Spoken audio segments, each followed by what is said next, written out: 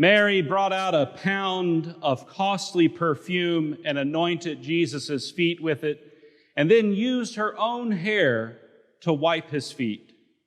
And the house was filled with the fragrance of the perfume. Have you ever met anyone that was like that?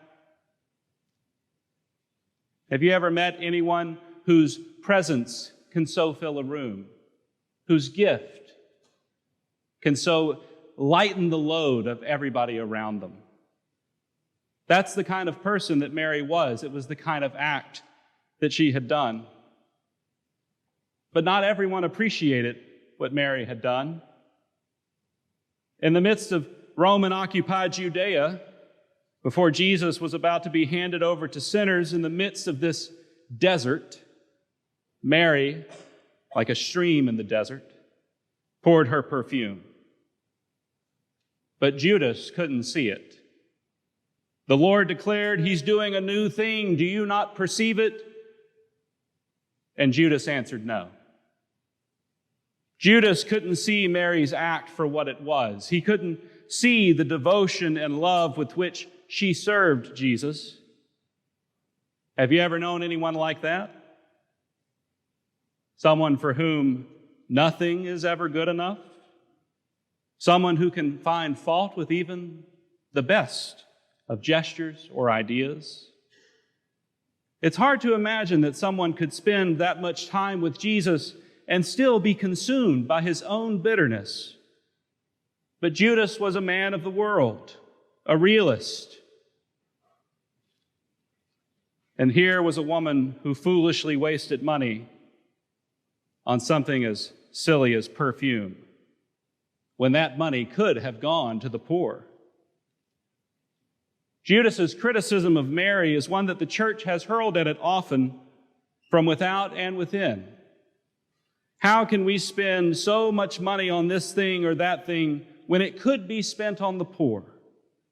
I remember a few years ago, there was a nearly $4 million restoration project for the Church of the Holy Sepulchre in Jerusalem.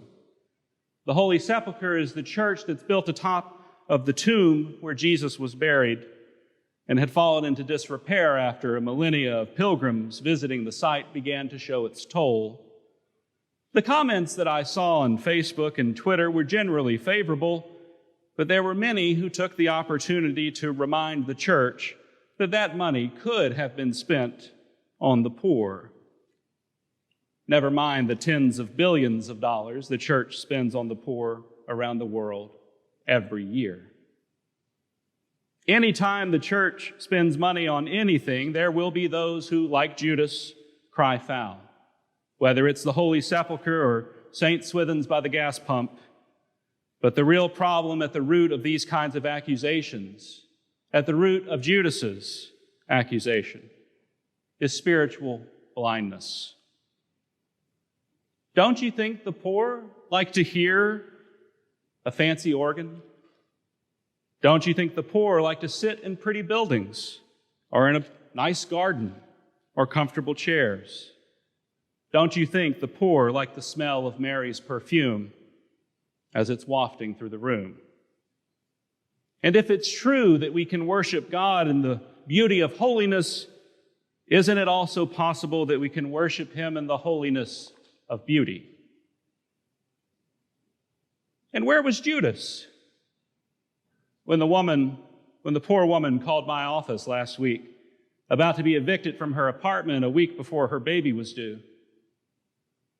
Where was Judas when the young homeless man struggling with mental illness and hallucinations asked me if he could sit in the nave during choir rehearsal because this was the one place he felt safe? Where was Judas when a homeless couple sought shelter from the rain this past Wednesday? I don't know where Judas was, I could guess. But Jesus was in the heart of those people who donated to the ministry fund so that woman could keep her apartment. Jesus was in this nave with that young man who sought comfort. Jesus was huddled under the porch of the education building. Jesus was here to serve the poor, not just with a meal, but with hope. Not just with help with the rent, but with love. Not just with material goods, but with the oft-neglected feast of faith, hope, and love. It's not enough just to pray for those in need. We must help their material needs as well. Likewise, it's not enough to help their material needs, but we must also pray for them. We must also tend to their spiritual needs as well as their physical. God sees the whole person. So should we. When Jesus tells us that we will always have the poor with us, he's not giving us permission to ignore them. He's loosely quoting Deuteronomy, which says, "Since there will never cease to be some in need on the earth, I therefore command you, open your hand to the poor and needy neighbor in your land." And then Jesus raises the bar. Jesus knows as well as anyone that we won't solve poverty. He knows that none of this is the fault of Mary, whose kindness and faith brought her to his feet with her perfume. And he knows that Mary needs to express her love for him. Now, will you hold that against her? Judas did. Jesus knows that the poor need to eat, but he also knows that hearts starve as well as bodies. He knows that we all, rich and poor, hunger for beauty and love, and he will not deny us that. Will you deny yourself the gift we've been given and the worship of love incarnate and the holiness of beauty?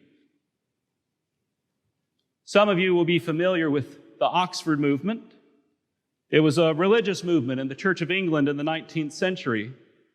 And its most noticeable legacy is that I'm standing before you wearing this chasuble. That priests are often called mother or father, that we have candles on the altar, and that the Eucharist is celebrated each Sunday. That is the legacy that we all inherited from the Oxford movement. But there is a deeper heritage of the Oxford movement. It took hold in industrial cities, the strongest, places like Liverpool, York, East London, because it was there with a renewed emphasis on the church as helper to the poor that the church truly engaged in the evangelism our Lord has commanded us. It wasn't just that the Oxford movement advocated for workers' rights and increased benefits for the poor, but also that they revitalized their churches to be spiritual homes for everyone. It was the one place that the poor could exist free of charge. It was the one place where the poor could hear a Bach concerto without paying for a ticket. It was the one place the poor could hear music sung live without paying for an entry to an opera house or a concert hall. It was the one place where the poor could look at art in the stained glass or on the walls or the building itself without paying for an entry fee. That was what it meant to be high church. It harkened back to the early days of the church, when its liturgy stretched across the social stratifications of the Roman Empire to include slaves and heiresses at the same table, drinking from the same cup, worshiping the same Lord. The unattractive fussiness and squabbling over liturgical minutiae came later, but at the root of all of this is the earnest desire to serve Christ, both spiritually and in the lives of his poor. And it's that desire that Jesus nurtured in his disciples at Lazarus' house the week before Passover, as Jesus was preparing to take up his cross. It's that affection he encouraged in Mary and commended to Judas. It's that love that he longs for you to have as well, as you prepare to take up your cross in these coming weeks.